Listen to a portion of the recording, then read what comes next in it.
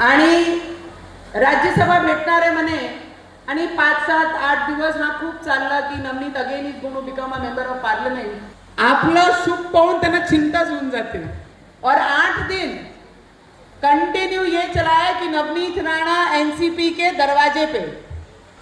नवनीत राणा इतने कमजोर दिल की नहीं है कि किसी के दरवाजे पे जाके खड़े हो। 2014 में तो टिकट लेने किसी की यहाँ नहीं गई और आज म्हणजे तुमची बॅकबोन म्हणजे तुमची एज्युकेशन जोपर्यंत तो मजबूत नाही राहील। पहिला पाऊल काय असते? बॅकबोन मजबूत आहे म्हणजे तुम्ही उभे राहू शकता, कॉन्फिडेंटली तुम्ही बोलू शकता। आता विद्यार्थी येतात, आता मला हात मिळवत होती, कॉन्फिडेंटली मी त्यांना कॉंग्रॅच्युलेशन करत होती, ते मला भेटत होते। ते कशाबद्दल? फक्त ते पर्सेंटेज चांगले आले म्हणून ते इथपर्यंत आले। आणि त्याचा पहिला कारण आहे की education is your backbone. Don't lose your backbone in your career.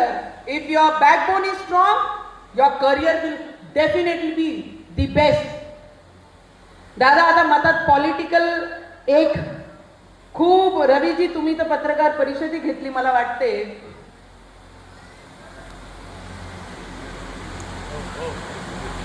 पत्रकार परिषद सुद्धा घेतली माझी वतीने आणि मी काही पत्रकार परिषद घेतली नाही त्यावेळी। लोकांनी म्हटलं वन न्यूज वर देयर की Navneet Rana is going to get Rajya Sabha आणि राज्यसभा भेटणार आहे म्हणे आणि 5, 7, 8 दिवस हा खूप चालला की Navneet again is going to become a member of parliament as a member of Rajya Sabha. उत्साह तर होताच, उत्साह कशा नाही राहील। पराभूत झालेला व्यक्ती परत राज्यसभा मेंबर बनून जाणं म्हणजे that was a big achievement for me. जेव्हा मी सुनित्रा पवार ताईचा डिप्टी सीएम ऑफ महाराष्ट्र त्यांचा मी मनापासून धन्यवाद करन आणि ज्यांना मी दादा म्हणते, ज्यांची मी लाडकी बहीण आहे असे आमचे देवेंद्र फडणवीसजी, त्यांचा मी मनापासून धन्यवाद करते की कंटिन्यू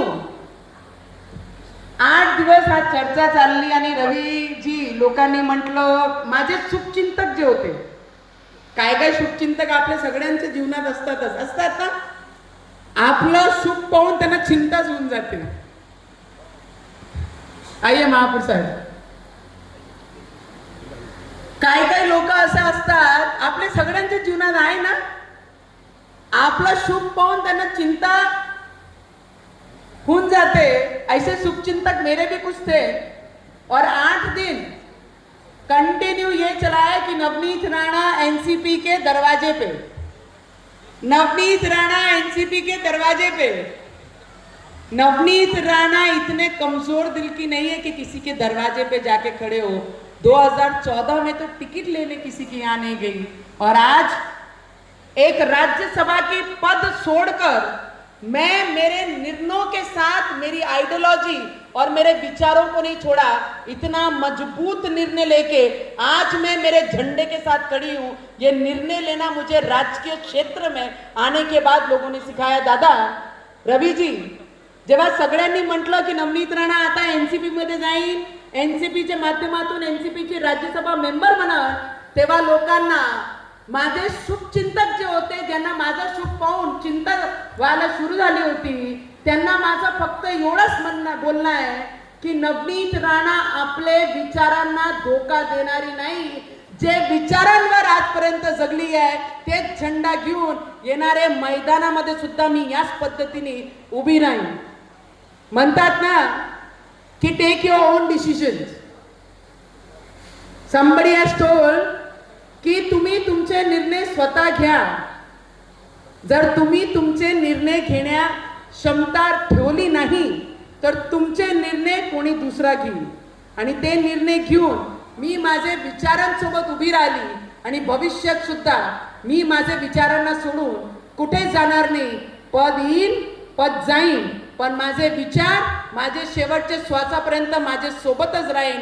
तेच विचार सोडून मी कुठेच जाणार नाही आणि लढेंगे ना फिर लड़ेंगे ना? लड़ना है कि नहीं लड़ना है?